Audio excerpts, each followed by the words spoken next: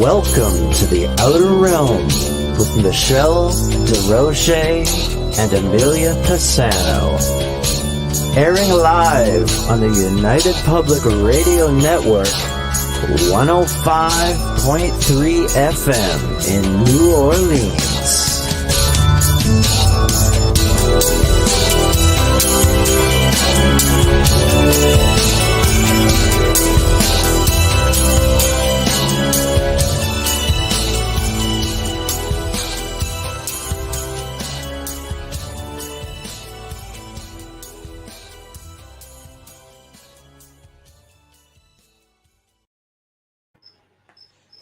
Good evening, everyone. Welcome to the Thursday night segment of the Outer Realm.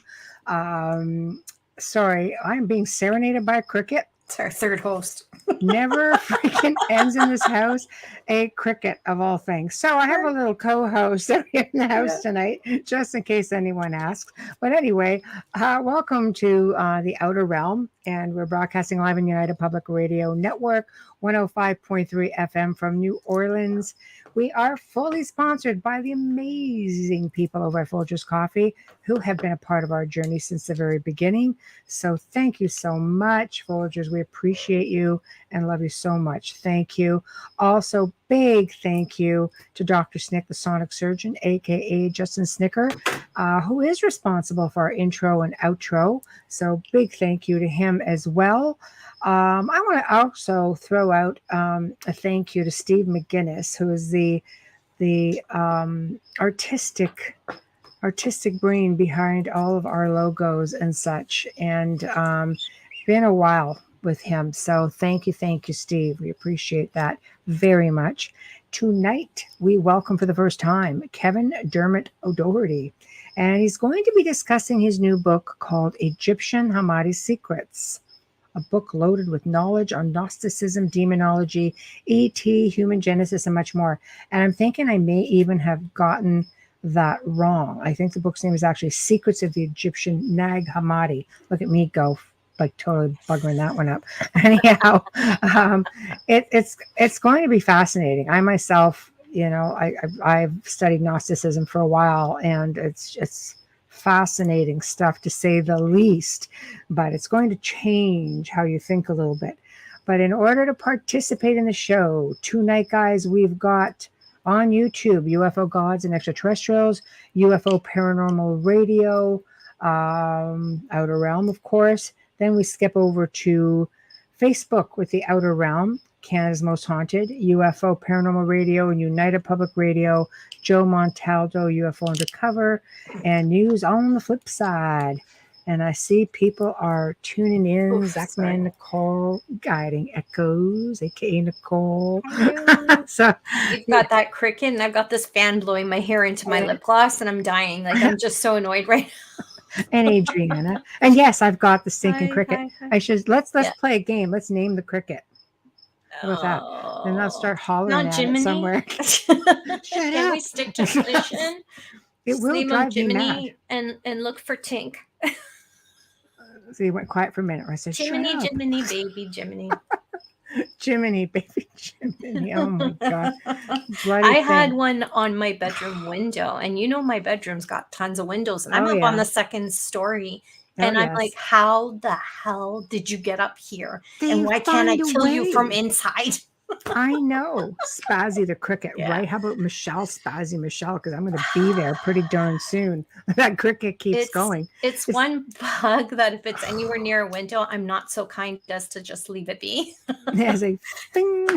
It's like the frogs soon. The frogs. Oh, yeah. The toads will be like the same. Oh, my God. The same thing right now.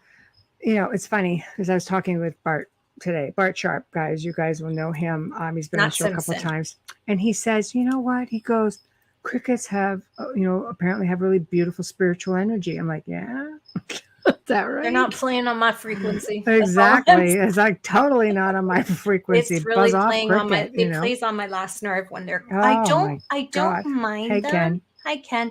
I don't mind them if I'm by the lake or Sure. you're camping, you're outside. But when you're inside You're your in house, their zone, right? But it's peaceful when there's a bunch of them and you're outside. Right. And that cricket sounds like there's 10 of them, and I know there's only one. Right.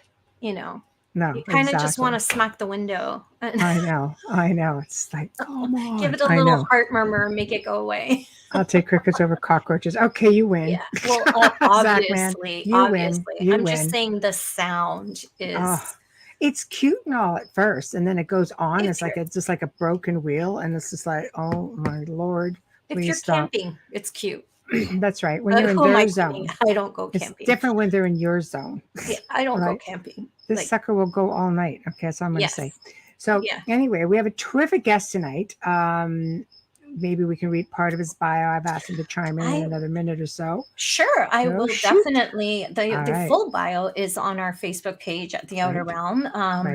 Please bear with us, as there's been a lot of changes made, and I know people have corrected me on things, and I'm like, yes, I see things after I post them, but I can't edit them. No. And I don't want to delete them, because if you've shared it, then it goes missing on your page as well. So forgive me if there's any grammatical errors or spelling errors or some fact that I we all hit send and then go, oh crap, and then you see it, but you can't adjust it because Facebook is different right now. All those changes, just not so dandy.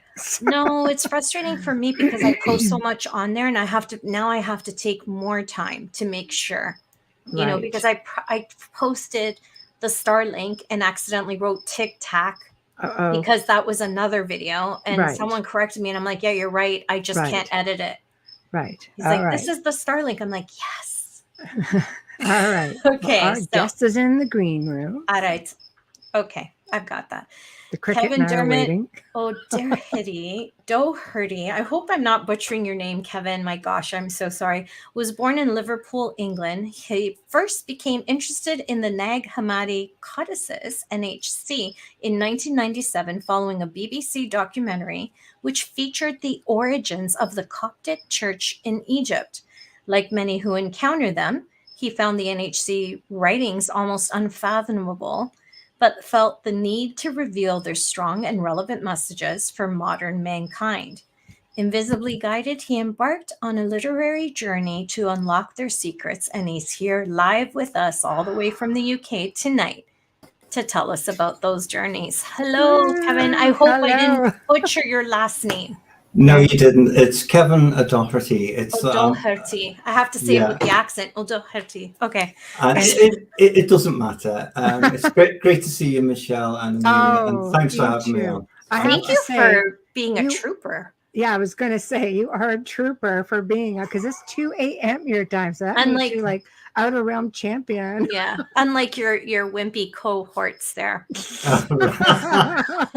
We always razz Carl and Hamilton. They started off doing 2 a.m. and went, yeah, do we have other options? I'm like, really? I'm on better medication than them. I want some of that. Yes. So, welcome to the Outer Realm. We're so pleased to have you. Of course, you came very highly recommended, and Carl is a friend, so we're like, yes, of course we want him.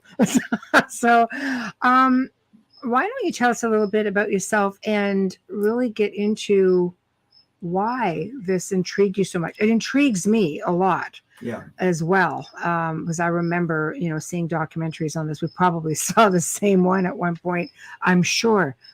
So I'll let you just take it from there, and we'll jump in as we go along. Well, my background essentially is in broadcast, mostly television, some radio, and so I've won various awards and things, but not my shelf's a bit empty. I haven't won anything for a while. But one more award, and I'll have a menorah. So anyway, so basically, sorry, I feel like I need a beer, it's but early that's for okay. you, but yeah, we're fun. You'll notice very round table, relax. We're just have some fun. Yeah, so I came home. I used to be president of Waterloo Spiritualist Church for many, many years. I've been a spiritualist since I was 18. Not really attached to anything like that anymore. Kind of came away from that. But when I came home from the church one night, there was a BBC documentary on called Everyman, which was on every Sunday night. And I just got intrigued by where they touched on these texts that were found after the war, 1945. They didn't go into it too deeply, but, in that kind of psychic sort of way, you think there's something here. It chimed in some way. And I thought I must study these. And then I was very, that word unfathomable, it's very hard to say. Right. But I did find them very difficult to interpret, and I kind of dipped in and out of them. And then in 2012, I've had a number of sort of UFO type encounters. I've been as a spiritualist medium. I've also had communication with what people call ETs or extraterrestrials, and I've had a number of very strong sightings. And but the one in particular that really was a turning point in terms of writing this was that I filmed this. I've never released the footage. I used a broadcast camera. I filmed one of those silver discs in broad daylight it was. And I thought, oh, that looks like a UFO, but what I'll do is I'll film it because I do a lot of paranormal TV stuff and all that. And I thought in one of these shows that I edit, instead of buying footage, I could always use it. But I thought, hang on a minute, this looks a bit real, and I had that sort of feeling to go out and have a look at this proper. And then 2 fighter jets came over and the thing began moving around. It was kind of like they were chasing, and this was directly over my house, Wow. And, a friend at the TV studio I was working at, I told him, I use one of the broadcast cameras. I've got some good, it's actually not that it's good, but it's not good, if you know what I mean. It's very difficult to film one of these things, by the way. Right. You've got to be locked and loaded and ready to go. I ran upstairs. By the time I come down, the activity was still going on. Right. And I said to him, he's very skeptical, and I said, I filmed one of those UFOs, a silver thing, like there was 2 fighter jets chasing it and kept circling around and stuff. And he's totally skeptic. And he said, was that on Saturday? I said, yeah. He said, about 6:30. I said, yeah. And he said, well, strangely enough, he said a fighter jet, 2 fighter jets rather, came over my house. He said, and I haven't seen one of those since there was a display of aeronautics on the River Mersey. And I said, well, they were chasing this thing. So I've got the footage, and I've never reported any of my sightings because I don't want to visit from the Men in Black or whatever. I'm already on the radar as it is anyway. And right. I don't. We can't really report those things anymore. But anyway, here's the thing: is that I kind of got angry. I thought the government knows about these things. They're in the Nag Hammadi texts. Quite clearly delineated in them. So, and I've had that was the first encounter I'd had since I was a teenager, Right. And I thought this is for a reason. And I got the text out and I began reading them again, and almost straight away a clarity happened. And so the last 10 years now, I've been finalizing 6 of the books. Now, this book that I've published at the moment with Valencia Press is, it's only 2 of the books, but I think they are the progenitors of the library. I think the first book, which is, I think, erroneously called Book on the Origin of the World, is actually the Book of Great Secrets, because it's the Major Arcana suit of the Tarot. And Major Arcana, as you know, means great secret. And yes. I don't know if you've kind of had, like I have, you often come across these legends that there is this lost book of great secrets, which tells you everything that's ever been and where we're going and all sort of stuff. And if only we could find it. And then as I was kind of reading this thing, I thought, I think this is it. Yeah. But it's been so badly translated. And why? And I say that with respect because I do stand on the shoulders of the scholars. Mm-hmm. It's been very difficult to retranslate and to put into plainer English. Mm-hmm. But these texts, they've done it within a Christo-Judaic salvationist sort of framing, if you know what I mean, within their respective institutions. They haven't. So say you've got an egg in Nag Hammadi text. Well, this is a sacred God divine egg. It's not just an egg on a shelf or Right. on a table. It's got to be, and it's not like that at all. Actually, like we are tonight, it's quite relaxed, and it's kind of it's not everything what they say it is. Right. So I began the big turning point. Not only was that, but where I kind of had my Columbo moments, if you like, of like where it all just kind of fitted in, Right. was where I realized I love that. Sorry, yeah. I love it. Yeah. It was while I was drinking a coffee, Oh And, my nice. gosh, I could spend days with you. Yeah. So, anyway, this I realized that it's not generations, it's creations. Right. Now, that might sound like not a very big thing, but when I went into where I'd used all the same sources they'd used, the Coptic and the ancient Greek, and I'm not a scholar, by the way, but you have to, I approach it as a filmmaker where I'm assembling, I'm making sense of what's in front of me, listening to what it says, and drawing out the meaning rather than sticking to liturgy and that sort of thing, right. Within a frame. But I discovered that word. So like there's a part in the Judas Codex where Jesus says to that kind of making this observance, kind of breaking the bread sort of ceremony. Jesus appears and he says, they ask him where he's been. Now in the official translation, they say that he says, I have been with the higher generations. And they say, tell us of those higher generations. To which he says, and all you who are of this generation won't see those higher generations. Now, when you substitute it for what it should be, which is creations, he says, let's redo it again. He says, they say, where have you been? He says, I've been with the higher creations. And they say, tell us of those higher creations. And he says, until you can let this go, meaning this ceremony, this is a God you've created for yourself, he says. This ceremony is a construct.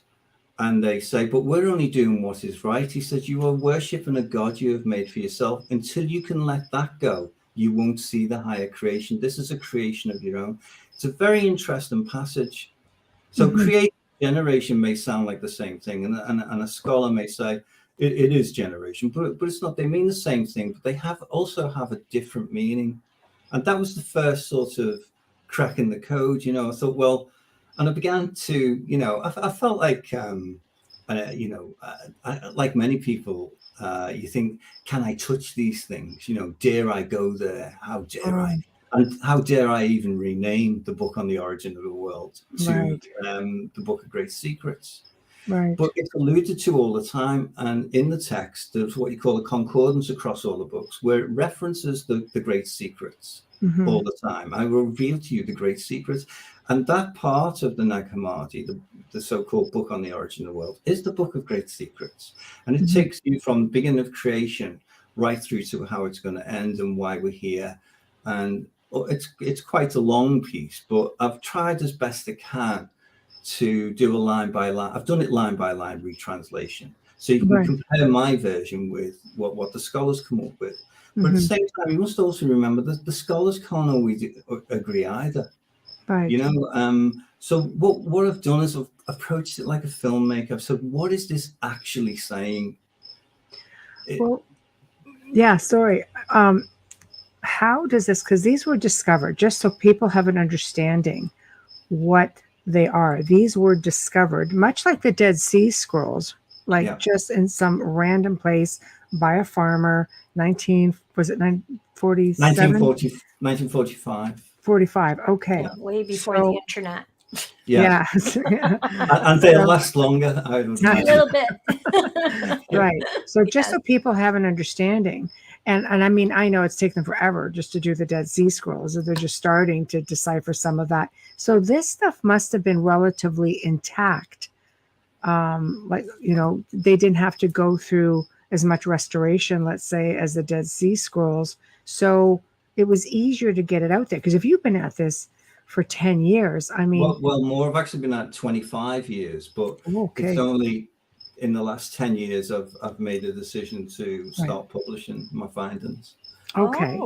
And this is based, primarily on Gnosticism.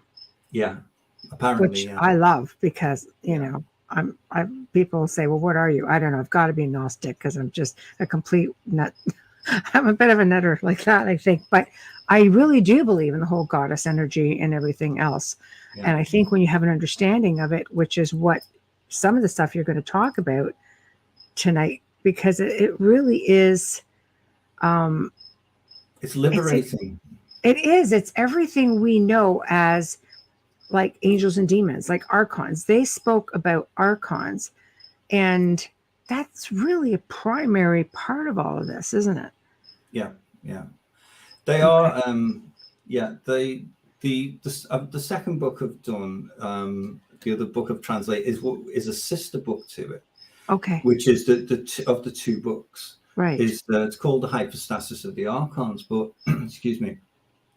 But that's not the word hypostasis doesn't exist within the text, and these are names that the scholars gave to the text because I don't think they fully understood them in terms of you know, psychic and spiritual science. They didn't understand how auras work and astral travel and communication, how spirits and upper, lower, mid entities, and how the whole sort of what you might call the vertically integrated system of planes, if you like, how that sort of works, that layer cake of, you know, apparently. So they didn't understand that, and so they ignore it like the way Buddhists ignore God. You know, there's no such thing. You know, they just completely ignore it. You know, so so within the framing of the second book, it actually tells you within the text what that book's called. And it's the Testament of Noria. Now, Noria was the biological daughter of Adam and Eve. She doesn't figure in the Orthodox versions and the Hebrew and so forth.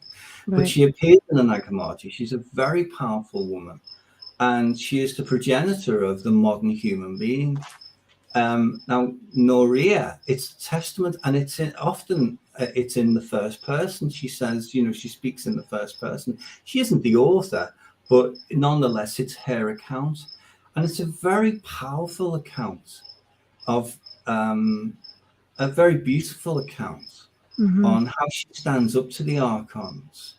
And, you know, everything in the text is a bit upside down. So the ark is not necessarily a good thing. Noah is a man who's under the control of the archons.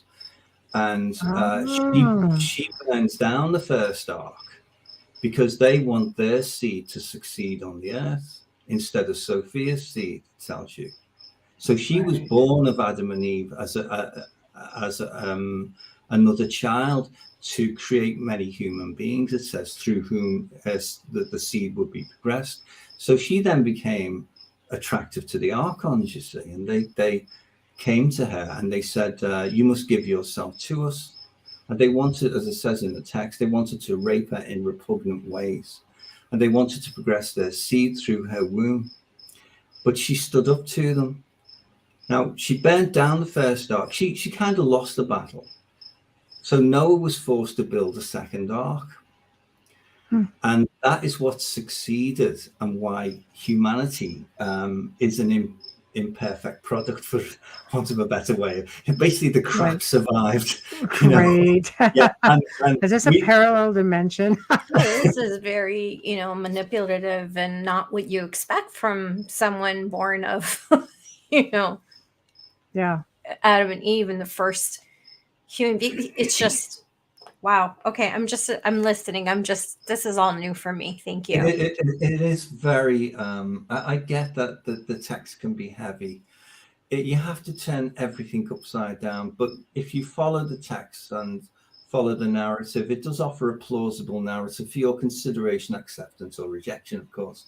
Right. But I find it speaks to you because, as we said earlier on, as you said, Michelle, is that it's a gnosis, it's an inbuilt gnosis. It's not bookish learning. It's not something you get from a seminar.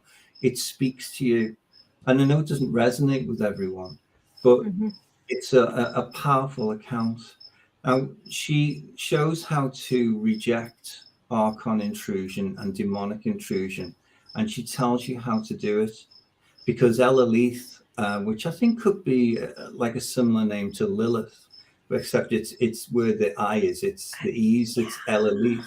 Interesting. Comes to her and says, you know, I've been sent by Sophia. Why are you calling up to Sophia? You have the power as a human being to repel these entities. They cannot control you. You have it within yourself. And you are to tell them that you come from the pre-existing God. And they will flee. So there's a section in that hypostasis of the archons where she goes into the first person. She says, you know, I must tell you of how this angel looked. He was covered in light, and he came to me, and this is what he said. And he says, she asks of the archons, if I can just find it here. She asks of the archons, she says, I should have prepared this, shouldn't I? She says, of what are they made? And he says, sorry, I do apologize. I've got a little picture here somewhere. In what form do they appear? And I'll read the passage if that's okay. He says, inside infinite worlds, immortal and everlasting spirits live and dwell. The main one is Sophia, Pistis Sophia, and she wished to make something independent of her consort. And what she produced was a celestial thing, meaning made of shadow and matter. Shadow is another word for ether. There is a veil in existence between the world that is above and the worlds that are below. And below that veil, the substance of shadow emerged, and that shadow developed in the matter and was in the void projected apart. And what she had brought into being developed into a creation in the matter, resembling an aborted fetus, a thing of poor quality. Ah, looks like a gray. Oh my gosh. Yep. Looks like a gray. Wow. So there's these now I think that's an interesting description because it refers to this a number of times in the text. That the scholars have translated it as a plastic form. Now, plastic wasn't a word used back then.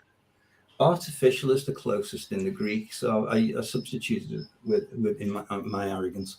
But just for clarity, you know, so clearly these things have existed from the beginning. They exist in various forms, and the reptilians are also archons as well. So they, so clearly in that dialogue, she's telling you, Ella Leith comes down, she's relating to you how these things came into being and how to deal with that intrusion. And we're seeing it in the world now with everything, more so perhaps than ever.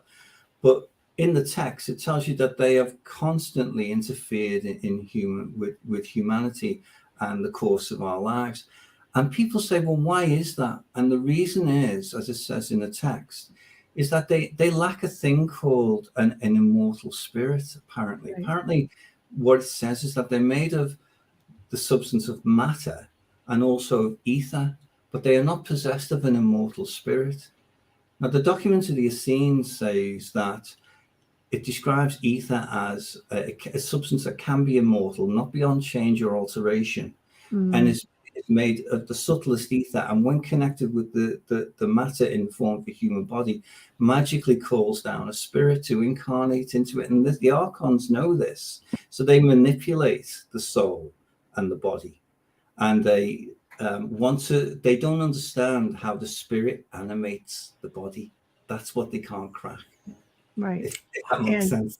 And archons feed off of, so this is what, you know, for people who don't realize, archons, demons, you know, in the Catholic or Christian religion, they because we say demons will feed off the energy of people. Archons have basically always fed off the energy of people. I think it's why we still have wars. It's why we still have so much hardship. This is a manipulation of these dark energies, in this situation, archons, dawn of time, and that's how they survive.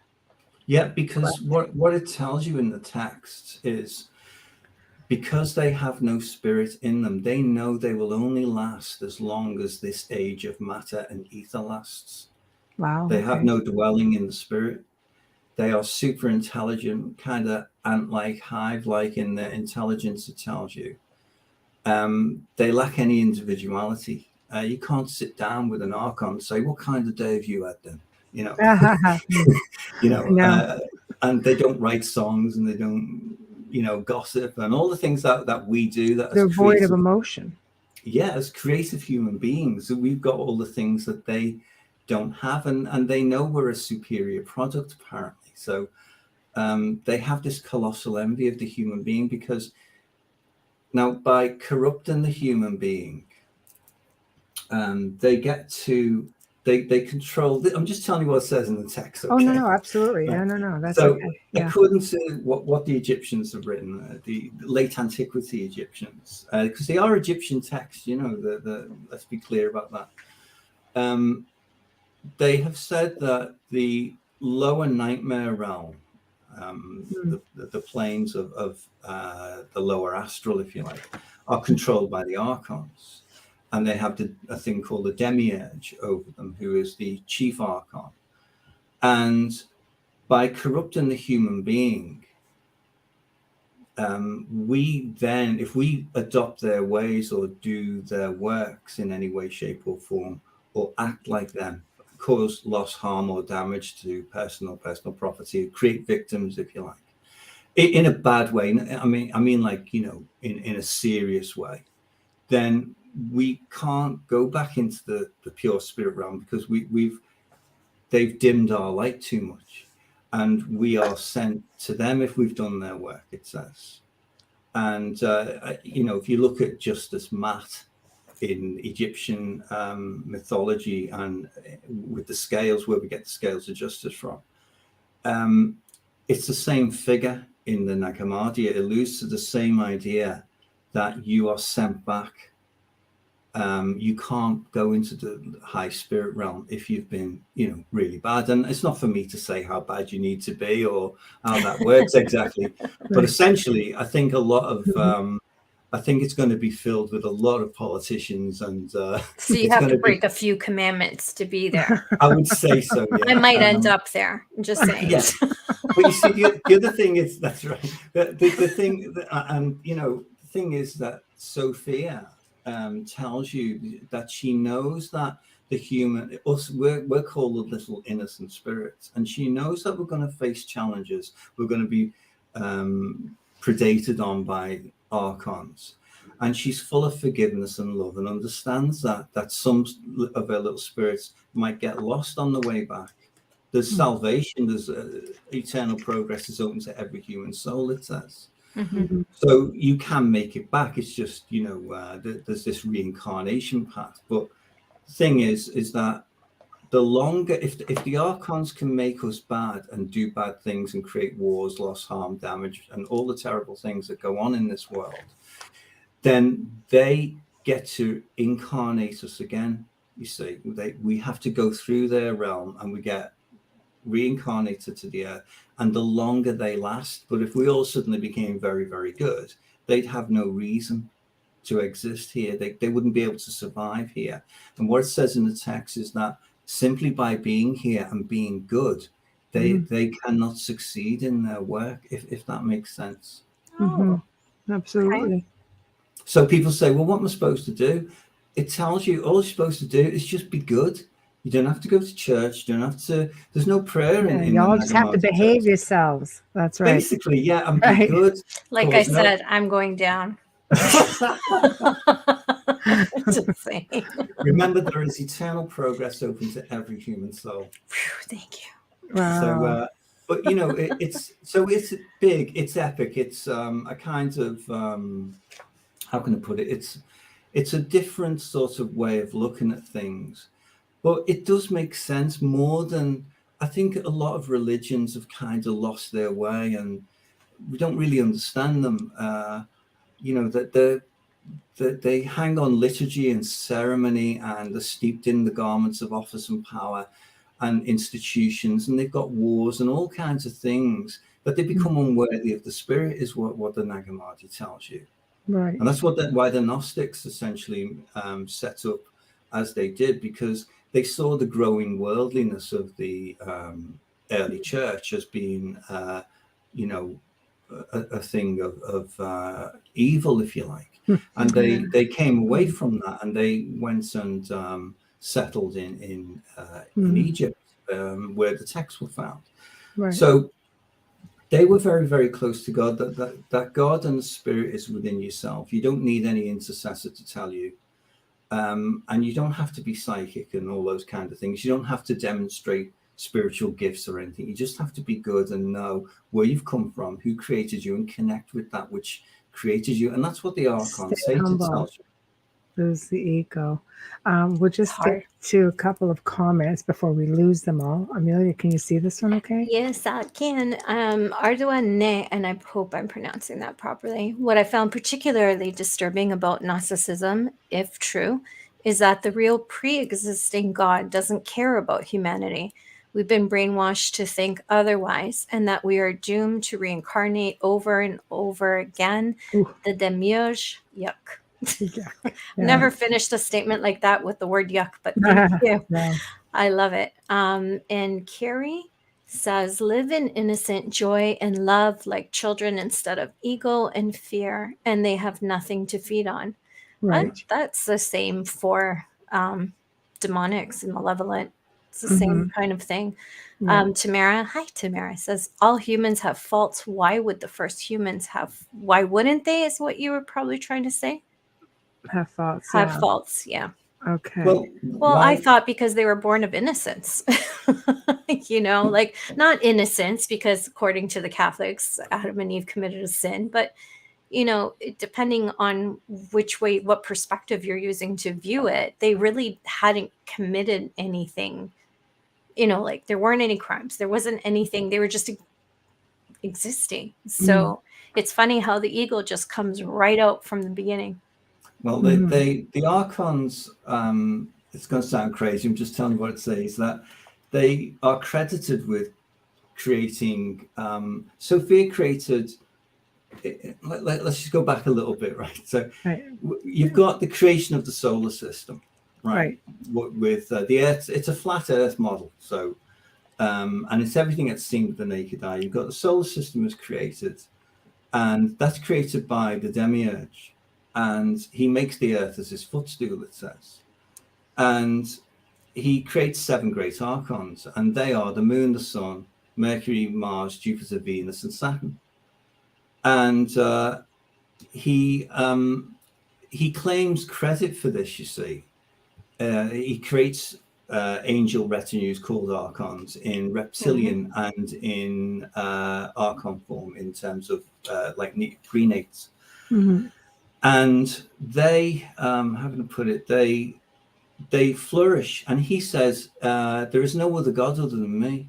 I'm the one and only God. If any other God exists, show yourself. Sophia and the higher realms, it says, don't like that. So she transforms one of the main spheres called Sabaoth into the sun. And that transforms the solar system. And it transforms the footstool into a bio realm, it says, capable of hosting all manner of organic life. And the archons turn to the demiurge and say, I thought you were the big creator. I thought you were the one and only God. And from that moment on, it says they knew there was a greater force in the universe than themselves. But Sophia, in that transformation, revealed to them the matrix of the human being, it says. The soul matrix and the physical body as a thing of beauty, knowing that they would want to replicate it and copy it.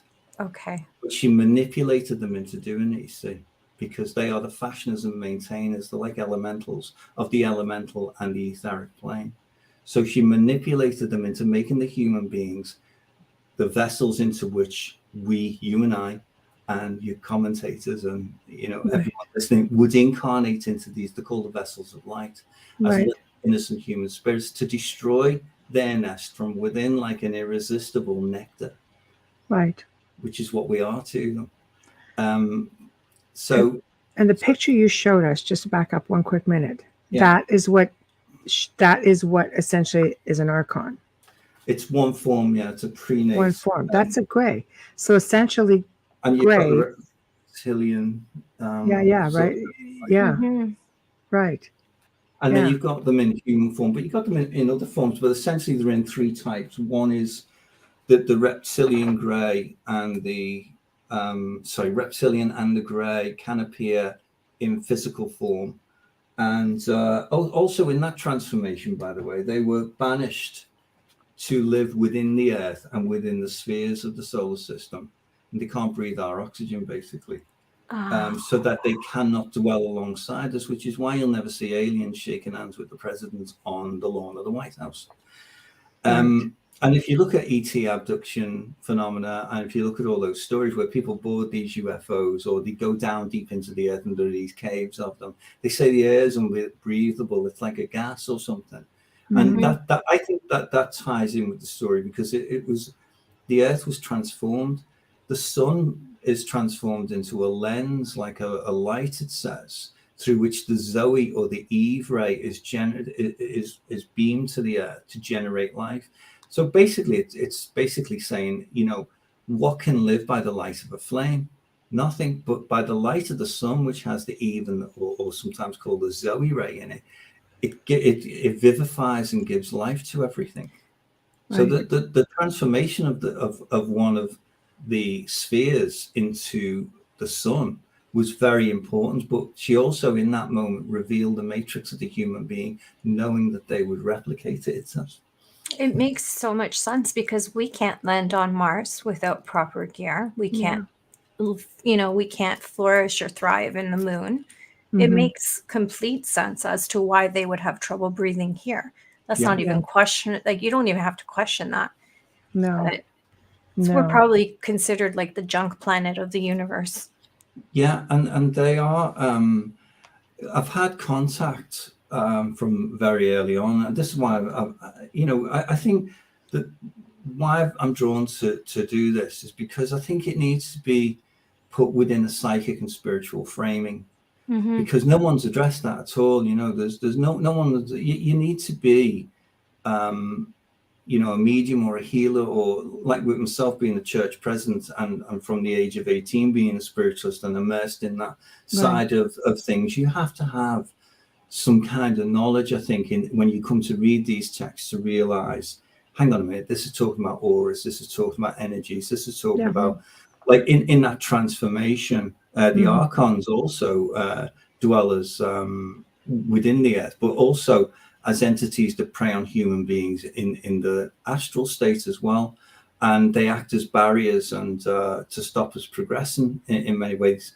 So they, how can I put it, they are like, their envy lies in the fact that they can't do anything.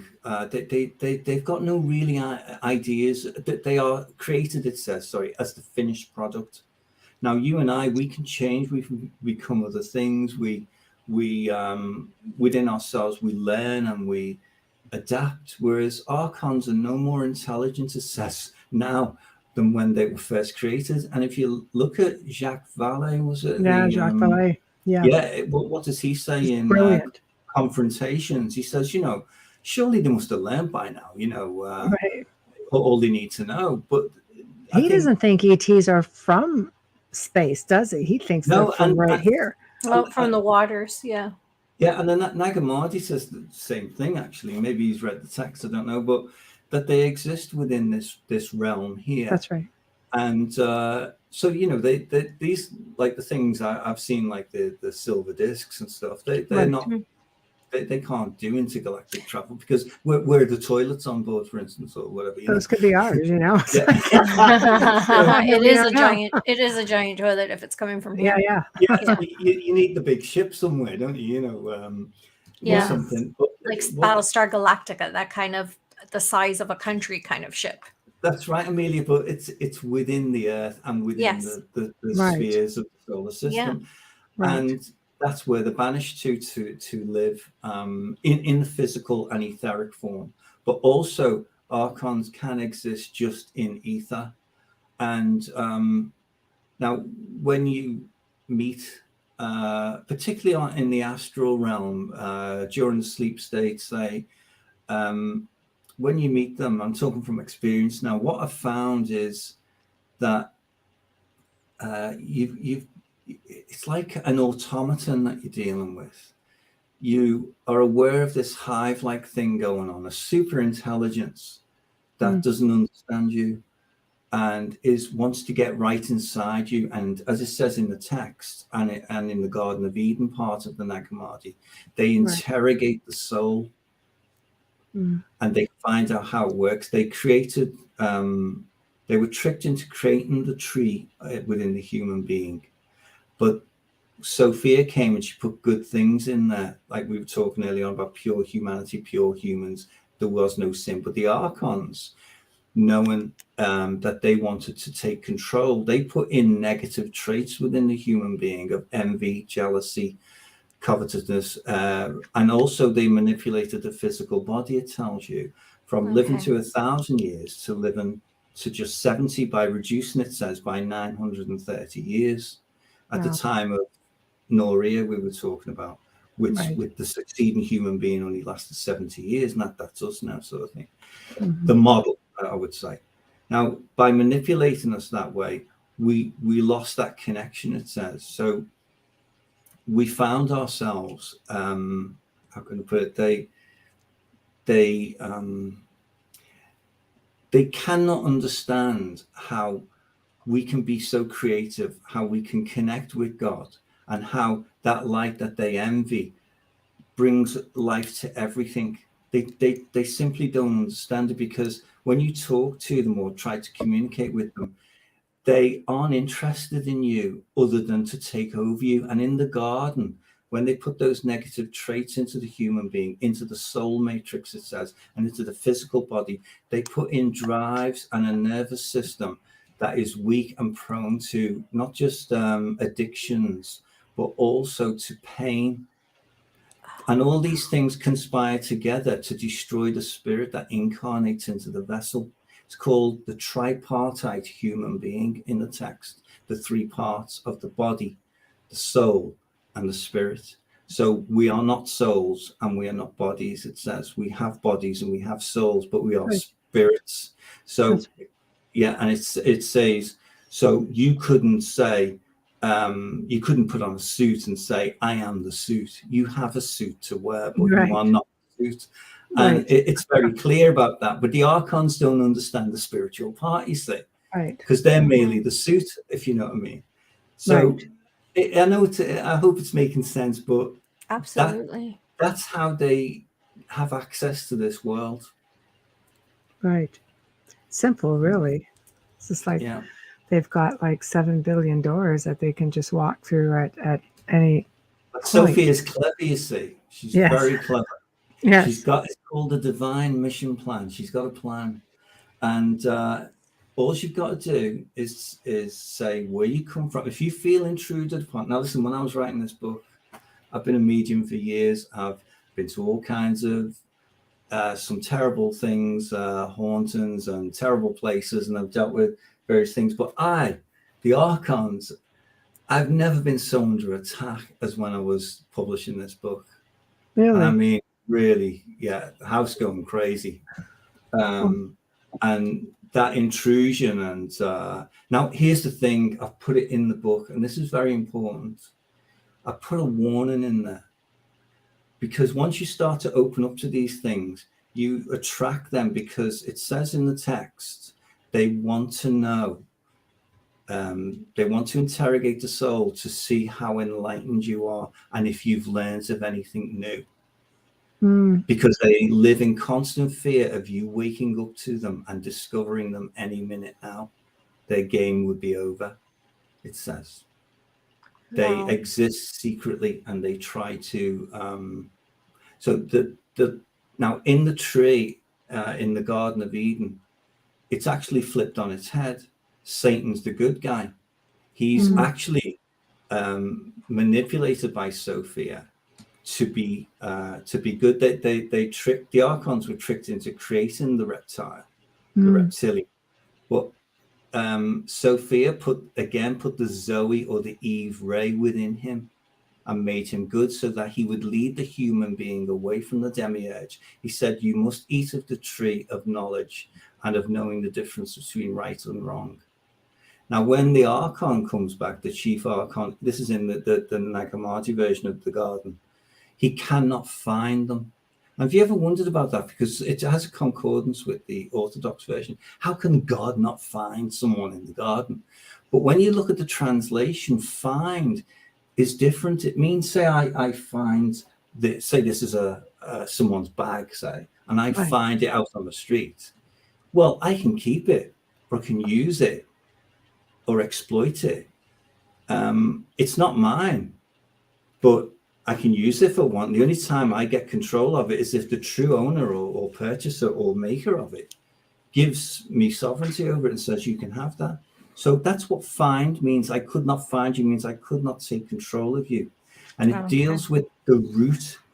And this is what obsesses the archons and demons and all these things. It's the root-based chakra they enter through, which is between the legs. And that's why people feel that they are being sexually manipulated, or there's something going on there and they don't like it. And it's terrible. I know how bad it can be, especially for young people on the cusp of, becoming adult. And it creates all kinds of poltergeist activity. It's all it goes into it in the text, but they are absolutely obsessed with what's between people's legs. Now, when I say that as an entry point, it is. And you find, if you read the book, it constantly refers to the root. Now, the root chakra, like even in spiritualism, people say it's all the crown and the heart and everything else. But what I've discovered, working on these texts, is just how important the root chakra is. And this is in the story of Elilith as well, is that you close your root chakra and they cannot have access to it. Now, in the garden, what do Adam and Eve do? They stand under the trees of knowledge and under the tree of knowing the difference between right and wrong. They take leaves from that tree and cover their privy parts. So he could not take possession of them. He could not find them, meaning he couldn't enter them to interrogate the soul. And you could only have known this, he says, you could only have known this if you'd have listened to the reptile. So he was a good guy to start, you think. And probably still is. I don't know. I mean, I'm old, Yeah. So reptilians seem to be. It sort of goes back to the Adam and Eve story a little bit. The serpent. But again, when you look at the serpent, which is supposed to represent knowledge and many other things, you sort of look at it. You can look at it two ways. In this case of Gnosticism, are you actually looking at the story of the serpent being the reptile in this case? Well, the serpent, they are two different things in the text. The serpent is the kundalini, the helix, you say. That's right. It is the enlightenment, whereas the reptile is the reptilian creature. Satan, he is. He's called the wisest of all the beasts. He's called the beast, and he's called the wisest of all the beasts. And this is another mistranslation, because in the Nag Hammadi, wisdom and wise means something completely different in the old days. I was quite intrigued to find that it actually means to make, to manufacture, to have wisdom, wizardry, right? It doesn't mean knowledge and like it does modern in the old days. That's why Sophia means wisdom. And this is why the demiurge has wisdom. Because they're able to make things, finagle, if you like, and wisdom meant something different. And it's like wisdom wizardry is what you've got. So he was described in the garden as being the wisest of all the beasts because he was best made. It's funny how things, you look at symbolism, and things just are in some cases opposite. Like, do you think maybe we've just been educated to believe everything it really is the opposite? You're worshiping something, I'm going to say it like, church, because they know the secrets, don't they? Absolutely. I mean, in the Catholic Church in Rome, the keeper of the church and its institution is called the chief archon. Are you referring to St. Peter's or to the Vatican? To the Vatican. Yeah, that's its own country too. Yeah, it is. Yeah, it's very convenient. Yeah, but everything is upside down. What I find with the text is up is down, left is right, backwards is forwards, and sideways is straight ahead. Opus, yeah. But I would switch that around. I would say that the text put it in a better order. I think they switch it around. I think we've been looking at everything upside down, because you look at the archons turn everything upside down with their manipulation. So basically, law and order doesn't work. Colleges and schools don't educate, doctors don't heal, the judiciary doesn't give justice, politicians don't represent, soldiers don't protect, and all that sort of thing.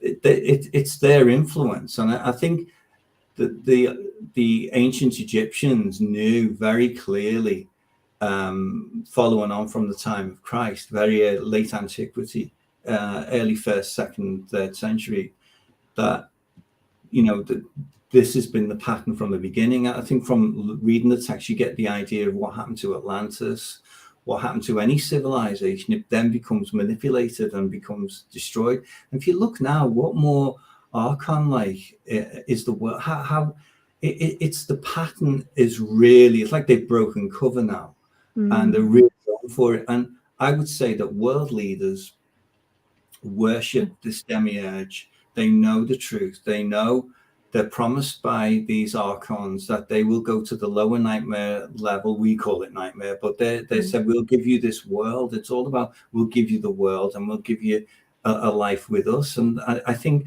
that the texts tell you that you will dwell with them if you want to. And to many world leaders, who are, vast majority of them are corrupt. Let's just talk about world leaders who are insane, demented entities themselves. One's running a war right now. Well, yeah, I mean, they actually have this is where they go, because that's the world they know, and that's what they want. They're incapable of perceiving the higher light. And so this realm of this lower nightmare realm, I think this is with this Bohemian Grove stuff and all these kinds of satanic Baphomet and all that. It's all the same entities, but in one name, if you like. Right, they are it has different names in different cultures, like Prometheus is Lucifer, is the Greek Lucifer, right. That's right. Pandora is the Greek Eve, right. And so it's one name but in different cultures. So once you realize that, and this is the way they succeed, the archons and devils and demons, if you like, in terms of the manipulation, is that they can come through to people. They can show themselves, particularly through conspicuous technology like UFOs, like offering deals. So, like, I think what's happened now is that we've got a technological deal, whereas in the past it was more of an etheric sort of magical, not magical, but like a kind of sinister sort of magic, if you like, manipulation of people. And that's why you got all those sacrifices and things. So by killing people, you kill yourself, you go to them, and so that's the texts are quite clear that you have a light, and your light shines all the brighter, it says, for the sake of their darkness. But you are not to allow their darkness to affect you in any way, because it will dim your light. And I thought that was quite a good part in the text. Right. So do you think they have created, just because, we branched off here, we had to have the second arc. Do you think that they have created a simulation for us all? Yeah. I mean, are we living in a simulation? Right. That's what because I want to know. I think. Yeah, you just turned on the ears for all the flat earthers listening right now. Dun, dun, dun. There is, well, in terms of the flat earth side of it, it is a flat earth model. It's a very plausible one, because it tells you of the firmament and how it was created and how it moves. Like Kronos as the Greek god of time, for instance. And he, Sophia places him in the sky to create seasons as a calendar, if you like, for what you call it says seasons, minutes, and weeks and months and years, sort of thing. Kronos moves across the sky. I've got a picture of him here. It's not a very good one, but he actually appears in the Major Arcana suit as I'll just give you him here as time. Let me just show you. So in this major arcana suit here, you've got the chariots, and this is symbolized by Kronos in the story, and he has here the sky disc of Hathor in his hand, which is it appears on the tarot card as a kind of shabby copy of the book on the origin of the world. Sorry, Amelia. No, don't apologize to me. I'm sorry. He resembles the king on the Italian playing cards. Yeah. So this is the chariot in the major arcana suits, but in the Nag Hammadi, the chariot is ridden by Kronos. He brings time. He uses the chariot to draw across the stars and the moon across a carried on chariot, you see. And so that basically that sort of manipulation of time, it's created by sorry, let me just put that together. It's created by what you call flat earth, not a firmament moves across, and that creates, it's like a calendar, celestial skies calendar. Right. So the whole sort of it says that the world is very big. It says, although I'm not sure how big it is, it implies that there are vast lands that that the demiurge has terraformed, if you like, across the plane of the earth, and it's seen by a dome, it says, and it stands on four corners, which are in any of the cards in the major card suit. You have the four corners or the four constellations of if I can find a card, like say on the world card, you've got, these are the four corners, if anyone's familiar with the tarot, and it's Aquarius in human forms, and then it's Scorpio in eagle form here, right? Because Scorpio was an eagle back in the day, and Leo in lion forms, and Taurus in calf forms. Now I think that they're the four corners of the earth. It says that they are the four corners that hold up the sky. They are the four constellations that remain fixed to the eye. Oh boy, earth signs. I know. So it actually has a very interesting. Did you want me to have a go at this for you? Basically, the major arcana, great secret. I've put this together. It's in the book. The tarot is a pale reflection, right? We've got Sophia, I think, there, and I think we've got the Christos Aeon, her male counterpart, in that card. She creates the demiurge who moves across the face of the deep looking for the light, and I think it's represented in the hermit. She calls to him, my child of chaos, come to me, to whom I have birthed. And she wrestles and she struggles with him, and he's often depicted in the tarot as being in her abdomen, and it's strength, and she's struggling a bit with him there. So she makes him a fashioner and maintainer of the physical world. He can make anything out of anything, which is what the archons can do, except, as you can see with the infinity symbol, he has no immortality. They know they only have a limited time. They want to become like us. So she transforms this system, as we said before, by turning one of his spheres into the sun, making the conditions right for the creation of the human being. Normally, the human being here riding the Pegasus horse is sometimes depicted with a scarf, but here it's a banner, and that represents a single helix of Sophia, because you need the two. If you had the male Christos entity with a Aeon, then it would be entwined, you see, like right. But it's a single helix that she brings. And also, having created the sun, she creates the moon to balance the earth. And you've got the two dogs, and the moon drips the blood onto the earth. Now, in this one, I like this tarot deck because it's very closely to the Egyptian model. It's the scarab beetle, and this represents the wars and the blood that drips upon the earth. But the moon is brought, it says, as a balance for seasons and to balance the life of the earth on earth. And if you think about the job of the moon, it's very important, isn't it? And it says the moon and the sun possess a mystery, like bullhorns, which it references as an eclipse. And an eclipse does look like bullhorns, doesn't it, at a certain point? Yes, it does. It's true. It's true.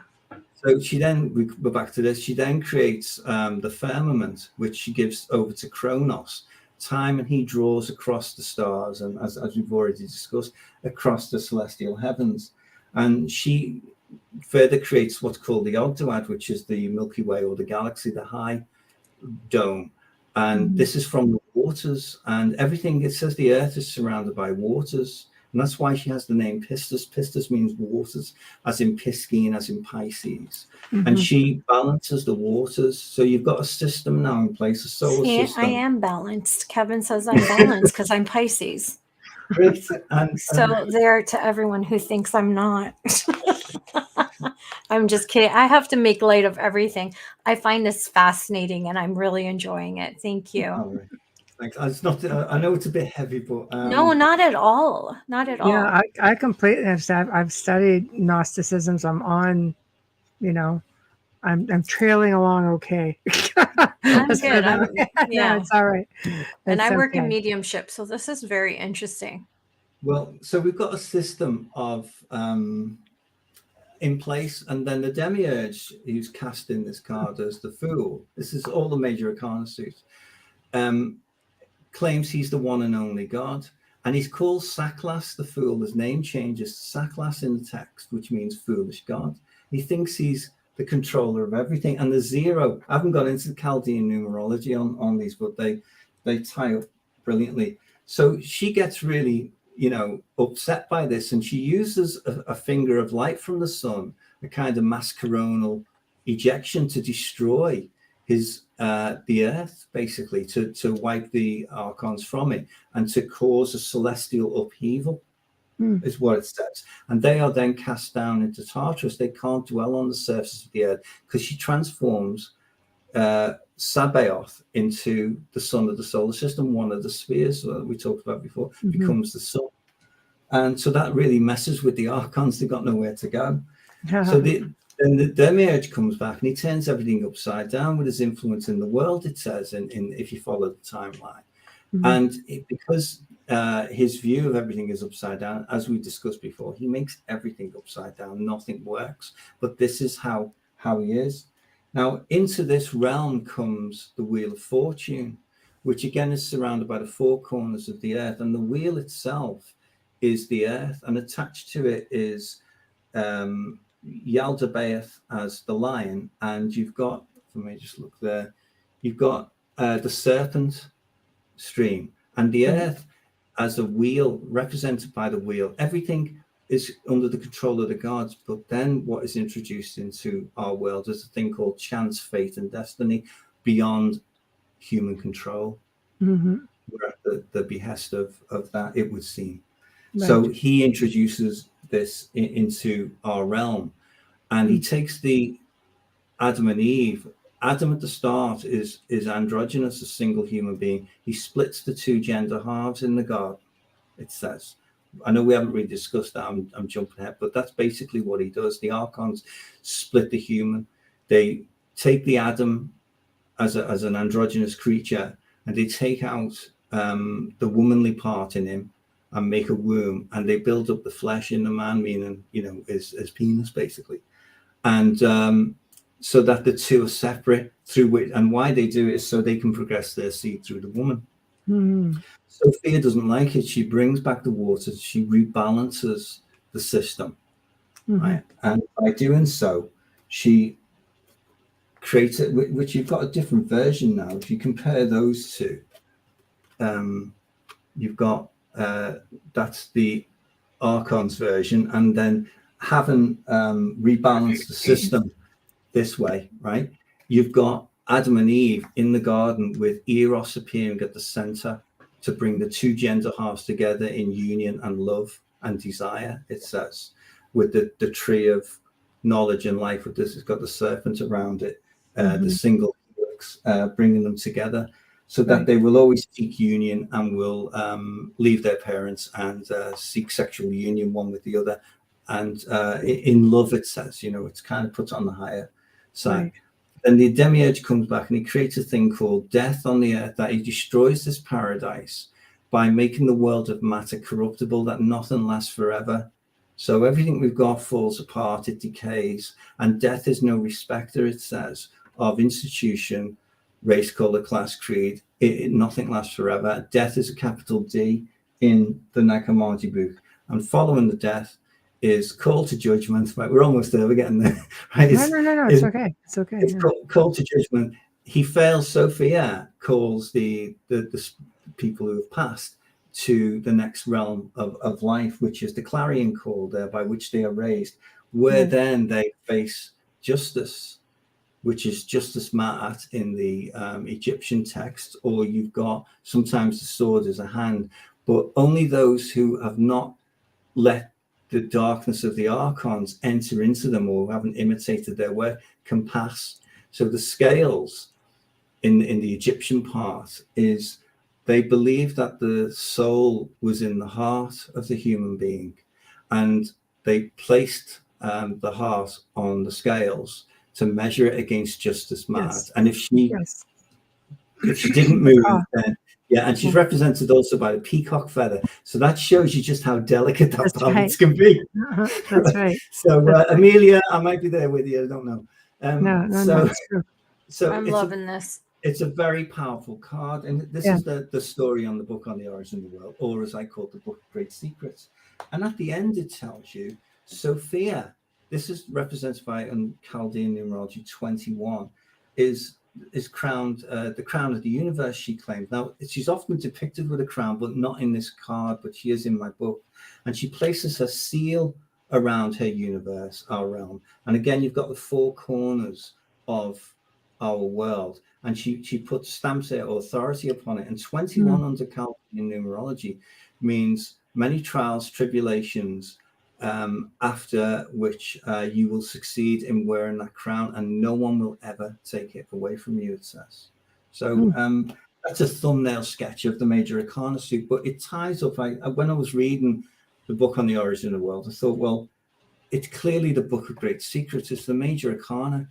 And Antoine de Gabelin and a guy called Etiella, both in the olden days, back in the Renaissance time, said, you know, that the tarot, major arcana suit of the tarot, must have its origins in ancient Egypt. And I think this is proof now that they were right. They only speculated on it. But so many things are proved in the Nag Hammadi. And this is what annoys me about how scholars and people just dismiss them. When not that they're filled with amazing knowledge if you want to dig deep into them and spend the time, dare I say. Well, I think if you think about it, we've all been born, we've had belief systems instilled into us, educationally, spiritually, academically, everything. It's these scholars we all come from the same teachings, worldwide. When you think about it, we're taught the same thing. Religion, as different as it is all pretty much the same, unless you look at Buddhism, which isn't a religion, it's a way of life. I think you can set that aside. So I would say I think this is why academia, why people have so much difficulty with it. It takes a lot. I mean, unless you have a find, like the Hammadi, and you really want to take the time like yourself to study it. I mean, look what they just found. The Hall of Records, isn't it, in Romania? Like they've just found something else now. So what is that going to divulge? Yeah. And they are scared. They act as gatekeepers because they're like archons. They don't want the human being waking up. It's the same pattern, you see. It is, if power is knowledge, and you have... if you realize that there is, an afterlife, and the whole purpose of the construction of life as we see it is based on a fallacy. What we're doing, generally speaking, about people per se, the goal of human life is not to eat at McDonald's and go and watch Hollywood movies. Sorry, Hamilton. Yeah, sorry, Hamilton. And I mean, oops. Listen, Kevin was just thinking out loud. No big deal. I mean, it can be. Look, but at the same time, hang on a minute. Let's treat your body like the temple that it is. In other words, very few people do that. But if you look at how life is played, really, we're in a constant struggle to survive all the time. And in the text, it tells you that the archons, through various stages in our development, have made us have dependencies. They taught us certain things. I don't know if you're familiar with the Watchers in the Book of Enoch, yes. which clearly were archons. I mean, I've referenced that, and William Henry was quite right in his book to point out that connection quite clearly. I like him. Yeah, and if you look at the story of the archons, what happens is they come down to Earth, and they cannot handle emotions and free will and choice. They do things to excess. It's a bit like the Gremlins movie where, they eat, drink, smoke, and do everything to excess. Right? Cause havoc. Yeah, absolutely. Once they're free of, because they don't know how to, they haven't got a thing built in them to say this is right or wrong. Right. They have no filter. That's right. Pretty much all of humanity right now. There's very few people that have filters. It's a crazy world. But I just want to ask you this one question. Do you believe, because we mentioned the Vatican earlier, and for those of you that don't know, the Vatican libraries, their vaults go on for kilometers upon kilometers. It's like, I would believe it's the underground of the entire Vatican city. Yeah. And they have their own laws. If you're not aware of that, police cannot enter from Rome into the Vatican, nor can they enter from Switzerland unless they're watching the vaults, where they have their own station. Anyways, do you believe that a lot of these writings that you're discussing, that they would have the first scripts in those vaults? I think so, yeah.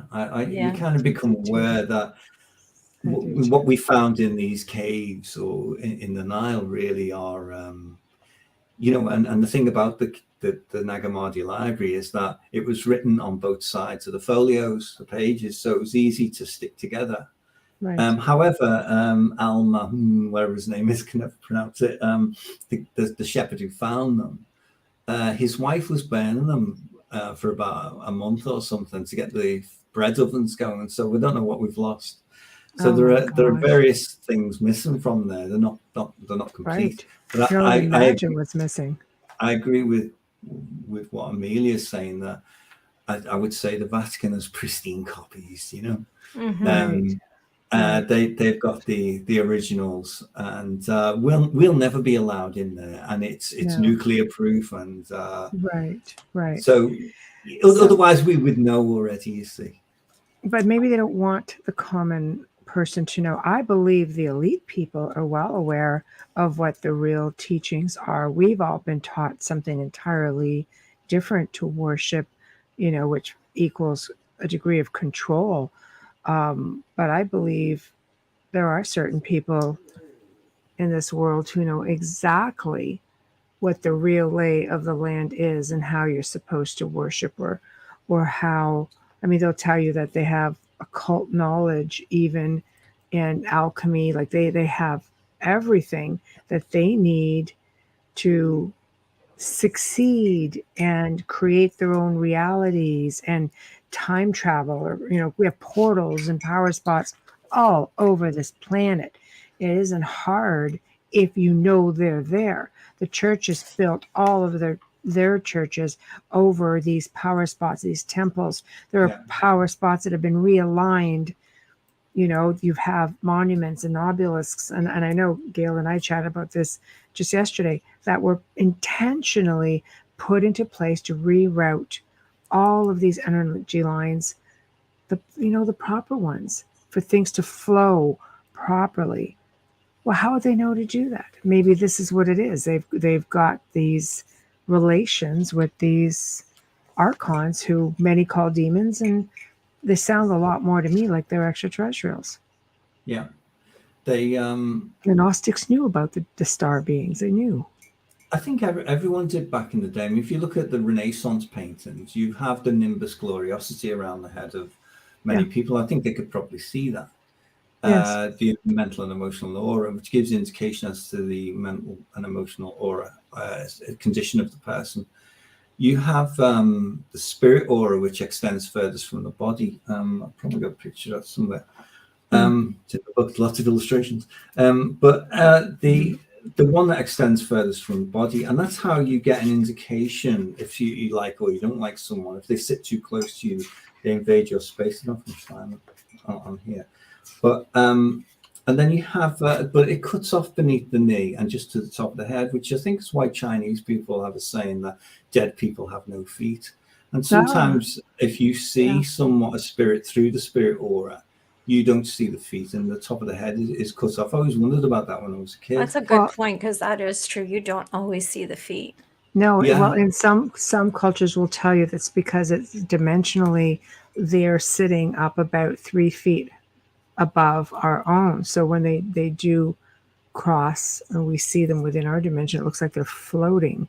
But realistic, you know what I mean? Like it can go sort of either way. It's rare to see feet. I've only seen it once, and it was not pleasant.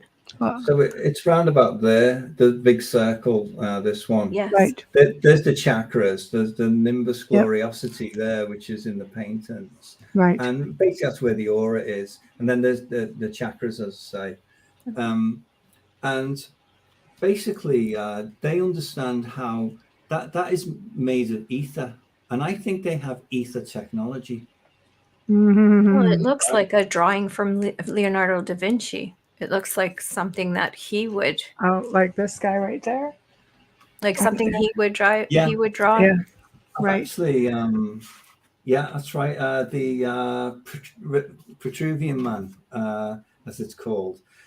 Yeah, they. I've actually got a picture of that, but it also fits in with the toroidal, the apple-shaped toroid field, which I think is the apple in the garden, by the way. You know, it enlivens, and it's the pattern of everything, isn't it? But they understand how this works. Now, about 2 days ago, I came home from Avebury in Wiltshire, and I think it's the biggest Neolithic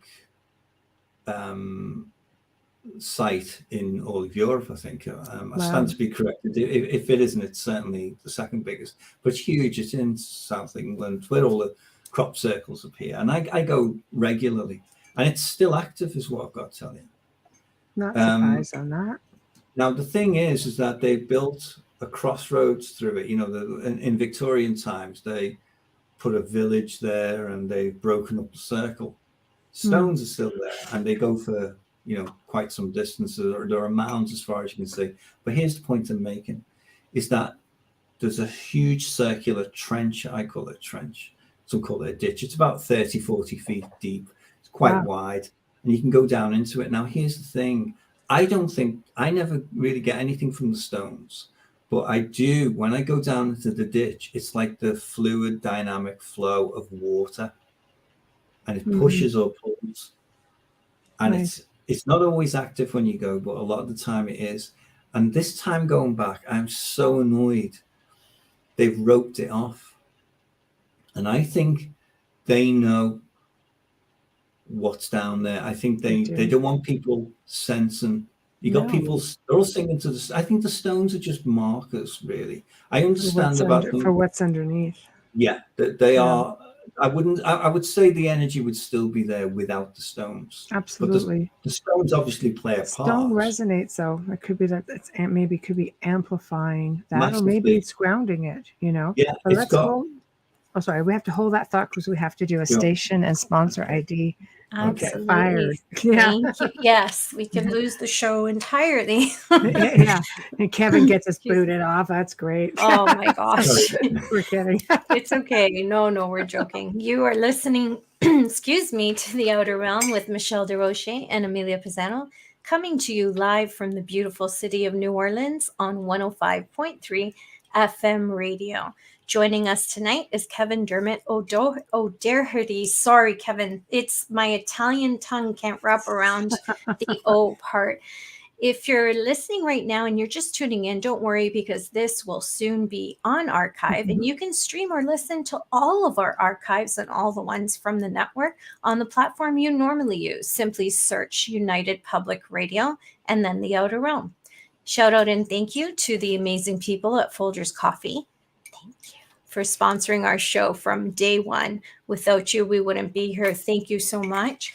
Also, a huge thank you to Justin Snicker, Dr. Snick, the sonic surgeon, for our intro and outro. He is an award-winning composer and musician. You can find his music on any platform that you usually stream, Amazon and Bandcamp included, and find him on Facebook and Instagram. He is dropping his new album for Halloween, and you can listen to a clip there. There we go. All right. And just so Hamilton or Carl know, we weren't ditzing you. We love you guys. Whether you want to step to 2 a.m. or not, we'll take you anytime we can get you. Just saying. Okay. Thought I'd put that out there. Anyway. Hamilton's like a little brother. I have to pick on him. So now we can continue on where we left off with power spots. Yeah. It's not, I don't believe in coincidence. I do believe in synchronicities. And when you see all of these temples, goddess temples, just saying, all over the place, especially throughout Europe, just, older cultures, and it's a lot of goddess worship. It's not coincidence that you have the church that comes in and builds their own structures right smack over top of them to harness that energy. Portals, ley lines, vortices, stargates, maybe. Yeah. It's exactly as you described. And there is a church in the center, almost in the center of the Avebury Circle. So, shocker. Yeah, right? I mean, who knew? Wow. I'm going to have nightmares tonight, seriously. Yeah, so, could have speculated that it was there. Yeah, they have. So every time I go, I have an experience. I can't explain it exactly. It's still active. Now, why I say it's still active is because it is, but Stonehenge, I think, is dead. I don't get anything when I'm there. I've been going there since. Really? Even though, but you can't get very close to it. Do you have to be closer in the center of? You used to be able to, though. Yeah, you did. After the pandemic, they locked everything. Oh, before that. Or before that, they locked everything up. It's still locked down. I know Melissa and Adriana had to. It's almost like you have to get a lottery to get close to it, and that was back in 2013. Yeah, that was a long time. It's been closed since the late 90s at some point. Oh, wow, really? That long ago? Yeah. I think it's also, I believe I heard that part of it was vandalism as well. I don't think so. I think they just make these constructs so that they just say this. So they can just say it. But they were still doing archaeological discoveries there, didn't they? Like they found a Maybe they didn't want anyone around, so they could do it in private. A place where they buried people. Yeah, I mean, when you stand in Stonehenge, I've been to fairly close up, as close as they will allow you. Right. And when you look around, for as far as you can see mounds. And apparently there are people who are buried, they say, who wanted to be buried within the area of Stonehenge. But as a circuit, as an energy, I don't know what they did to it in post-war when they reconstructed it, but I think they've just done something to it, you see. They reconstructed it? I didn't know that. They neutralized it. Anyone, just go on to Google, look at the reconstruction of Stonehenge, and you've got these cranes and resetting the stones. That's going to change things. The stones absolutely. So when I specifically put someplace maybe to act or direct the energy a certain way. Yeah.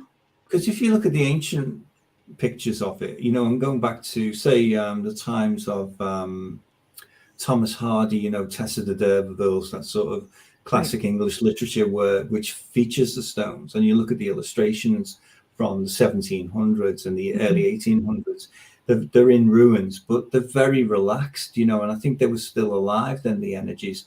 But the Victorians kind of came along and decided that they would reconstruct everything. And I think they've made a colossal error there, because when I first went, I thought, this is 10,000 years old. I was told it was 5,000. I didn't know why I thought that, but it turns out that there was a part of it that was 10,000 years old. Right. And I think, when you do psychometry, you have to go to a time there was a time when it wasn't there, then there was a time when it was. And what you do is you go to the time when it first appeared, right? So that's where you start. So and from that, I just got this impression that there was initially the solid henge as we know, not in the stone form, but as a construction. Yes. Was it was wood years. Initially, they said. It was what? Sorry. Wood. Yeah, it was. Yeah, wood henge. Yeah. Yeah. And it was much bigger, and they all have the same path. You see, this kind of path that leads to the center circle, but the site is far bigger than that because it goes for nearly a mile in different directions. But you've got all these things built on top of it, like you've got in Cairo, where half of Cairo is built right up to the Giza Plateau. So jumping back to Avebury, you've also got just across the way from Avebury, you've got a thing called Silbury Hill, which is a huge hill, must be about 90 feet tall, maybe 100 feet tall. It's the biggest mound in Europe. It's huge, built in the ancient times. And when I first went there, I just went back to that time and I saw this lightning bolt come down and they built the hill there. And it's like I thought this is a pyramid, even though it's a cone, I thought this is a pyramid. And I've since been proved right because people are now calling it an English pyramid because it's got the center, it's got the pit, goes right down, taps into the water, but they blocked that off as well to stop you going up it, you see. And this annoys me because, like with Avebury, they're saying it's for to stop erosion. But what I've got to say to you is that you seldom, if ever, see people going up Silbury Hill. It's too big for a start, and you seldom, if ever, see anyone down in the trench at Avebury. And I think this is an agenda, especially with the way the world's going now, to slowly close these sites off. They don't want people waking up. It's like the archons, they're scared of anyone becoming enlightened. Keep you sleeping and dumbed up. And in their control, yeah. And I see a creeping... So I was very upset by that, and I still am, you know. I ignored it, of course. I ignore all the ropes, and I go where the hell I like. They don't own it. No one owns me. They don't tell me where I go. Did you build it? No, you didn't. It was built, you know, in antiquity or in early ancient times, maybe going back to the Bronze Age, Stone Age. You know, when was it built? It certainly wasn't built by you, mate. You know, so you know. So when they're like this, you can't go up there. Well, you know, it doesn't work with me. You know, I just don't bother. I just completely ignore them. Right. But those sites are very active. There's a lot goes on in Avebury. It's a very special site, the whole complex, as it were. But there is technology to do this. Come back to your point earlier on, and I think they know this technology. I interviewed. I worked with a senior police analyst years ago. I did I won an award for the film for television. It was on the 7/7 bombings in London back in 2005. And I worked with a senior police analyst who came out of the cabal, if you like. And he was asked to do the terror threat assessment to the British people, you know, the likelihood of a bombing sort of thing. And he came up, he was a statistician. And he decided that the statistics showed that it was an inside job. I'm just saying what his conclusion was. So he got sacked, but because he was a Christian, he wouldn't go against it, you see. But he'd been into the cabal. And what he said to me was, he said, Kevin, what I've got to tell you is what is at the top of the pyramid isn't human. Yeah, because who's going to check? So, okay, could be giants. Or are we talking, because I mean, a lot of people sadly won't look at them as full-on humans. They look at giants as the Nephilim. What about, again, extraterrestrials? There are graves and tombs of extraterrestrials everywhere. Egypt itself had one that the KGB infiltrated, and they basically, there are photos and video footage of this thing, and they opened it up, and it was full-on a tall white of sorts. I mean, you're looking at 7-8 feet. And then there was another one another tomb with a smaller one, but had the full royal burial. So we know they're out there. And they could also, I mean, they clearly work with them, I think. The ones at the top clearly know they're in this secret organization that you know, the hidden hand, if you like, in the world. And I think they, again, coming back to what you said before, they have etheric technology. If you look at the internet, it was originally called the Ethernet. So how come does it take the computer I've got for editing on for my work is a super fast computer, but it's not really that fast, because if I try and find something on it, takes a little bit of time. But if I go onto the internet, I get millions of answers to an inquiry in an instant. It gives you the time on it, like a 0.00 of sixth of 1 second. Right. And it's like they're using technology that is super fast. So if you look back to the old days, like when I was a kid and I would phone my family in America, for instance, from the UK, there was always a delay, but now it's instantaneous. You've got the likes of Chris Hadfield on the ISS playing music with the Sydney orchestra and someone in LA playing, they're all playing together. And how is that? How can that be instantaneous? Because if I connect, I've put it away, I have one of my big cameras here. If I connect that to a system, there's actually a delay. Right. But it's instantaneous when you connect to the internet. That's true. Yeah. But so how come there's a delay? If I connect it up to the monitor and I do that, there's a delay. It's like, right. And it's a hardwired in besides that. Exactly. It shouldn't be. It should be the quickest way. So why is it no longer called the Ethernet? They still call the cable the Ethernet cable, though, don't they? And have you noticed how fast it is when you plug the Ethernet in as opposed to the Wi-Fi? Yes. Give it a go. I'm hardwired in with mine. Yeah, give it a go. Like Zoom. Yes. Yeah, it's so much faster. So, but more than that, they have technology that can. I interviewed Kate Shemarani recently, and she said a strange thing to me. I thought it was a bit crazy, to be honest with you. I forgot it on my phone. Wait, you thought it was crazy? Yeah. I love it. I love it. She said to me, I don't know if I've got it on my phone now. I'll show you the picture. She said to me that they've got this technology, she said, and it can pick up your thoughts and it can play it back, or, you'll see it on your iPhone. It's not like the ordinary sort of listening to technology. This is something else. Now, I work in television, right? And not so much now. I don't work as much in TV now, right? But last year I worked with some of the big companies and that, Mm-hmm. Anyway, I was getting rid of my TiVo box, right? And it's got all my TV shows on that I've worked on and record. And I thought, so I'm in London, and I thought, how am I going to get my TV shows off the TiVo box? And then I never said this to anyone, right? It was only ever existed in here, right? So I thought, I'll Google this. I'll see if I can find out how do you get your TV programs off the TiVo box. Do you just take out the hard drive or whatever? It's not that simple, to be honest with you. It's encrypted and that. So all I wrote was, how do I? And that was all I wrote. And it made the rest of the sentence. You finished your sentence. Yeah. Let me tell you what it was. Retrieve. I only wrote the R-E and I think the T. That's as far as I got. Didn't get to the full read. How do I R-E-T? Retrieve. Then it made up the rest of the sentence. My recordings from the TiVo box. Now, why isn't it the Skybox or any other box? I was on my own on location, and I had that thought.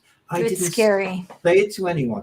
And I'd just done an interview with her earlier on, about a week before, where she said the same thing, and I thought it was a bit crazy, as say, But and there it is. So I've got a screenshot of it.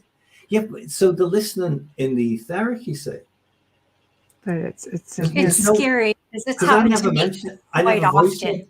And me too. Yeah, it happens to me all the time. I'm just thinking of something and I go into Google because I'm thinking I have to research this, or I have to check out this product before I purchase it, like for bigger purchases. And you just go in and it's right there, or it shows up on Facebook, or it shows up on Instagram. And I didn't even when it comes from your head. I'll tell you, I once did, in the paranormal field, we do what's called EVPs. Yeah. Right. Electronic voice phenomena. You're doing recordings. And we were just actually recording a session of speaking with a client. This is a lot of years ago. So the person I was with, real whiz, at doing these EVPs, and he goes, I'm just going to reverse it and just see if we pick something up, because you get a lot if you reverse a recording, and they're called reverse EVPs. In doing that, he said the strangest thing happened. He picked up on my thoughts. This recording went onto a cassette tape, because I'm kind of old school. I like things to just can't fudge with. But at the time, my daughter wasn't feeling well, and I said I need to get home to with my daughter's name. It was a nickname, actually. And it was my voice that said, I have to get home to my daughter. Yeah. That's right out of my freaking head. How the heck does that happen? It sounds very similar to what you guys are talking about, only going to the web instead of on. So what's the real thing here? Are we powerful enough to put that out there and project that out there? I think these are just shabby copies. They offer us these types of things. Right. We've got, but they've got the real stuff. Right. Right. And that's how, much way in advance of what we've got. Mm-hmm. And I think that's been created by a series of bargains, I think, with what we would call generic term of archons. I think there's been some kind of bargain in there in terms of them having access. But they also prey on us as well. They abduct us, don't forget. And they interrogate us and they experiment on us. And I think there's been, instead of our governments defending us and standing up to this intrusion and becoming open about it and saying, look, we are under a threat, but there is a war going on. There is, they've took the bribe, if you like. And that's just my opinion. They sold out. Yeah, I would say. So I don't think that you are crazy in any of this. I think the whole etheric thing is instantaneous communication. Like, for instance, my father my parents are Irish, hence Dermot there, and he's from Valencia, and it sounds like Spanish, but it's not. It's off the southwest coast of Ireland, off the County Kerry, and they laid the transatlantic cable there. And they also did some transmissions there to do with Marconi in the original days, because it's the nearest point on the European continent to the United States. And that technology was called ether technology. And they bounced it, they said, off the ionosphere. And I think that a lot of these things, that they've moved so far ahead with their technology that we're still on Wi-Fi and stuff like that. And they're just mocking us to scorn.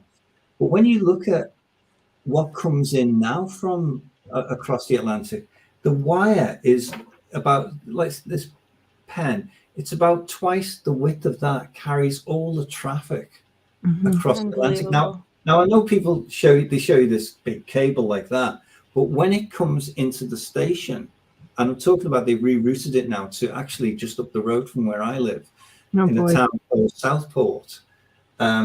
It showed you on the BBC that it's a simple, thin thing. They said that is all the traffic that comes from America and Canada across the Atlantic into the UK. And he says, and it may sound extraordinary that it would be that thin, but it carries all that information. I can't tell you where I am, but I'm in Southport. Now, I lived not far from Southport when I was president of Waterloo Spiritualist Church, which is on the coast there, Liverpool. You could only go so far up towards Southport. And there was a military firing range, which I always thought was very strange. And I think that's where it comes in, because you can't traverse the beach. You have to go inland. But it shows you how can that carry that volume of information? Think of that traffic. It's off the several decades ahead of what they lead us to believe. And that was the BBC. Right. Oh, right, for sure. I mean, I think that's why I say when you see a disc in the sky, it's like, wait, is it one of ours? Because I think they've been reverse engineering this easily since the Roswell days and Rendlesham days, Yeah. And I'm friends with Larry Warren. He was the, the whistleblower on the Rendlesham Forest. Yes. Worked with Larry. But in terms of, like, when I talking about the Nag Hammadi UFO that led me to do this book. Yes. I would say the RAF, Royal Air Force, whoever had sent them out to go after this thing, that you were looking at two different things there. I know we have technology, and I do, that's capable of similar. But in that instance, I would say that was not one of ours, if you know what I mean, because you get a feeling, you see, about it. You see, oh yes, and they know when you're looking. Now that week, I had a week of intrusions, and it was because I decided to go ahead with the book. Wow. And I'd never had any intrusions, and I was walking. Where I live is on the edge of Liverpool. It's kind of rural and stuff. So I was out walking, and one of these silver orbs, I kid you not, I swear on my family's life, one of these orbs came floating across the field, bright sunlight. And I thought, you're looking at me, and I thought, if I didn't know what I know, I could easily be abducted here, or I could have an experience where I don't remember, sort of thing. But I was well onto it. And I think they were just investigating or kind of trying to get into me in some way. But for some reason, they buzzed me that day. And then the same week, I got my binoculars. I saw this particular light. And I thought, I need to look at this like there's another encounter. And what happened was, when I looked at the light, there's no strobe. It's a light, and it's bright. Got it through the binoculars, very clear. I'm scanning along with this thing. Then suddenly I thought, I'm looking at you. And it went bang, it went out. And it turned into a black ball, like really big. Right. Yeah, but it was still going. You couldn't see it with the naked eye, but I was following the binoculars. It just turned into a big black ball. Mm-hmm. And I would say that wasn't one of ours either, if you know what I mean. No, I would say, it cloaked itself. Yeah, but they know when you can see them. But I've driven down the road here by the river, and once in a while I'll look up and say, where are you? And I'll see a big bright flash in the sky, and it just shuts off. It doesn't happen every time. I'd be playing the lottery if I could do that, but it's just like hit or miss. But going back to you saying having all these experiences when you started writing this book and researching it, do you think it's because like they're somehow tapping into the collective? I mean, how would they know unless they were already visiting you? Well, they're anxious to know what I'm writing. They don't want this to come out. And I'm really, honestly, it's really not a sales pitch. I gave it to my niece to read, and I said to her, have a read of this. And, she's kind of on board with it, and she's scared of nothing, and she's the kind who, she's so strong, and I mean, she's a lovely looking girl and everything. Don't want to get the wrong impression, but when she cleans under the stove, she lifts it with one hand, and puts it down. She's like, it's like she's an Amazon Amazonian woman. She's like, she's Wonder Woman. Yeah, nothing scares her. Anyway, she said, after I read that book, or that part of the book, she said one of those things was in the room. She said, it's horrible, isn't it? I said, so it's the collective thing then. They must be. Yeah, because she was waking up. She didn't really understand what I was doing. I said, she's saying, let me have a read. I said, look, it's to do with these archons, and it's to do with ancient texts. And she said, no, I'm fascinated. Let me have a read. And I said, look, sometimes you get buzzed by these things. And I said, I'm not programming you or tipping you off or anything like that, but other than to just say, Yeah. Anyway, she said, wow. She said, like, I wasn't scared, she said, but it's like there was something very strong in the room, really curious about me. And it wasn't a spirit, and it was a collective thing. It was a consciousness that really wanted to know about me. And if you look at, what Whitley Strieber says, if you've read any of his quotes about how they go into the soul, they want to know the very essence of you. And that's so basically reading your book. Buying your book comes with its own archon. How do we get that? How do we get the book? Right. There you go, people. There you have it, right from the author's mouth. That's a major selling point. Right. Well, let's get that book up to the camera so we can see the cover. Everybody wants their own archon. No, absolutely, I do. But at the same time, I really needed to put that in. What I've said is. They will slowly reveal to you the great secrets. This is the text. But you are warned, this may come at a price.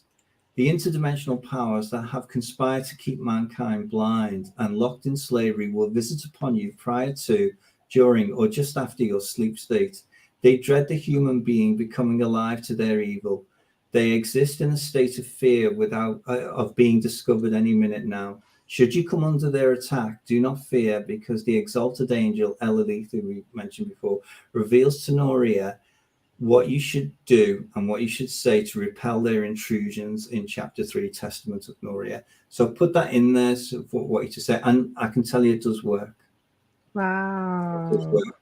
Wow. So I did put that in there, and I felt that because my other niece, who's interested in it, she had the same experience, and because of what happened to me when I was reading it, I mean, terrible. It got so bad.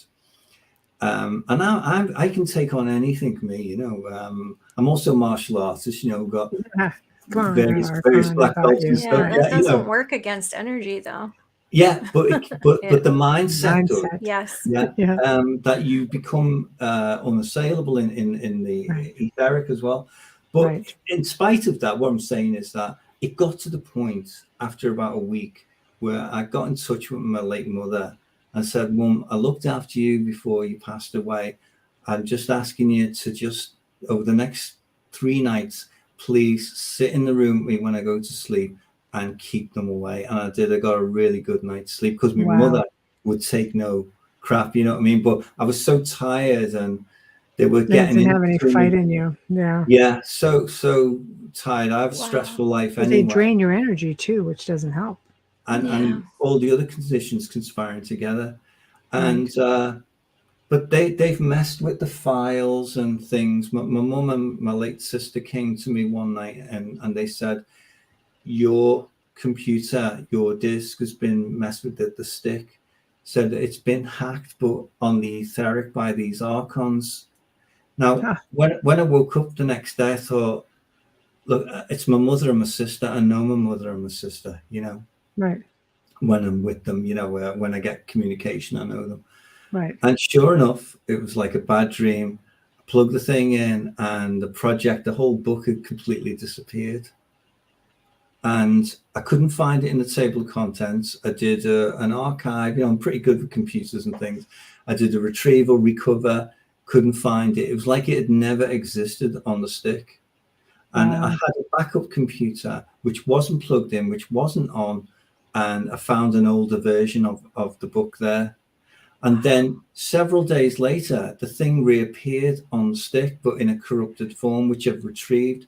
Now, that's what I was going to ask you. Did it come up back the same, or was there, was it tampered with? It was corrupted, and I had to reformat it and virtually line by line. Crazy. But they were so scared. And I know it sounds crazy and that, but I would say that, I know what happened. And I had a number of those experiences. And at that moment, I thought, this is getting to me now. Right. I can't rewrite this whole thing. No. I do back it up and everything else, but, I write constantly, and I back things up about once every 2 weeks or something. But I'd lost the whole project this time. And I had that kind of, that Platoon film where he goes on his knees and goes, no!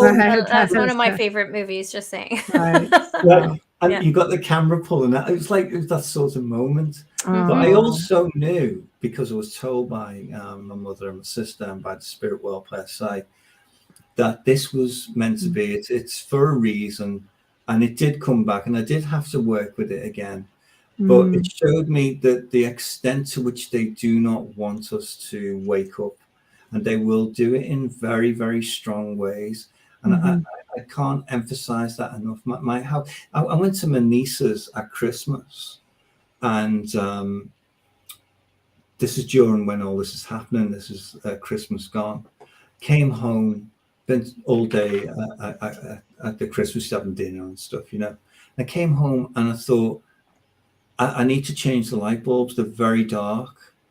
And I put the lights on. I thought, these bulbs are taking a while to light up. Went to the kitchen, fluorescent. Thought, wow, that's really dull. And then it hit me. This is the shadow over the house. Yes. Yeah. And I realized that being away, from the house and writing this stuff, getting it together. That there The was house actually a shadow over the house. Massively, yeah. Right. If ever we get, I've got other books to come out, but I don't want to tell you another story that happened. No, because we'll have you back on when you continue this tale. But as part of that intrusion, right. I realized just by incrementally how dark the house had gone. So I did that, I did my spiritual thing, and I said, hang on a minute, this has got to stop. I listened to what El Elite said, look, and I followed what it says, what tells you in the book, and it lifted straight away, but it creeps up. So there you go. ET experiencers often talk about the house becoming very, very dark. Yeah.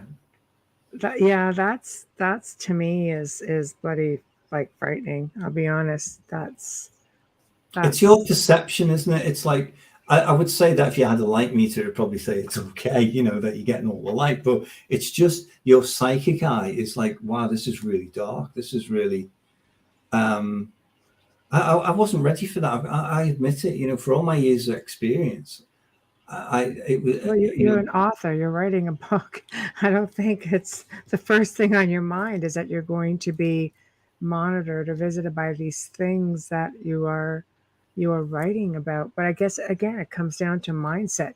When you are reading about them or about any of these types of energies, they tap into the consciousness. They're telepathic beings. But I think it's fantastic either way. But we are at the top of the hour, and I hate to do it because I know we're past too, but that's okay because we're just having so much fun. But thank you so much for joining us. As you continue on, I would love to know more, and I know we would love to have you back on. Thanks. And here we go. There we go. Oh yeah, yes, sir. Kevin, you are well versed. I will bet it reflects well in your writing. I'm looking forward to reading that book. Yeah, so even more. Thanks. But thank you. I will be in touch with you. Thank you for joining us. And I guess now you can go and sleep. Yeah, my meds are starting to work. Good. Yeah. I wonder if we're on the same stuff because I need it too to sleep. Sure. All right. It's been fantastic, and thank you so much. And this is the launch of the book, by the way. Yay! So please show us the cover again, Kevin. Please show us. Tell everybody how to get it. It's available at the moment on Amazon as a Kindle and also as a paperback. It'll be available in shops next week, and there'll be an audio book eventually as well in about another 2 weeks. So it'll be on all formats. And how can people find you?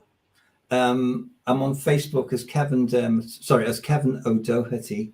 Okay. And I'm also on Instagram under the same name, Kevin Dermot O'Doherty.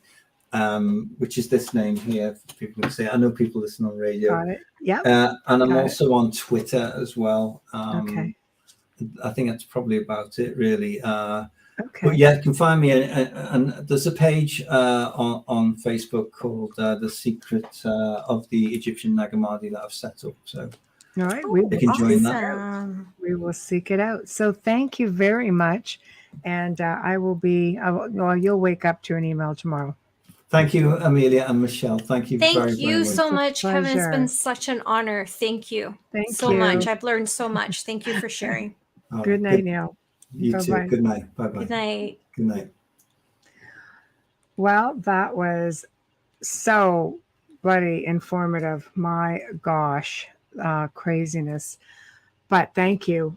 Big thank you to Kevin. That was, again, just enlightening to say the least. Big thank you to our sponsors, Folgers Coffee and Justin Snicker, Dr. Snick. If you guys want to shoot us an email, please, theouterrealmcontact @gmail.com only. If you like what you hear, wherever you're listening, like us up, follow us, or subscribe. We're very appreciative. Now, next week, all new people. So Wednesday night, we welcome Barry Fitzgerald and Brian Allen, also from the UK. I know you guys will know them. They're going to be discussing their new book, The Deception of Gods and Men. Thursday night, for the very first time as well, Charles Lear, and he's going to be discussing his book called The Flying Saucer Investigators. So holy crud, sounds like amazing. Tomorrow night, tune in 8 until 10 p.m. Eastern for the Church of Mavis. And of course, Essentialists coming in at 10 to midnight Eastern. I have to say Eastern. So check them out, and thank you for joining us tonight. You guys have all been great. Love to see you in chat. And for new faces in here, right here, Abdullah. Thank you. Hope I said that right. But thank you. Everybody have a great weekend. We'll see you next week.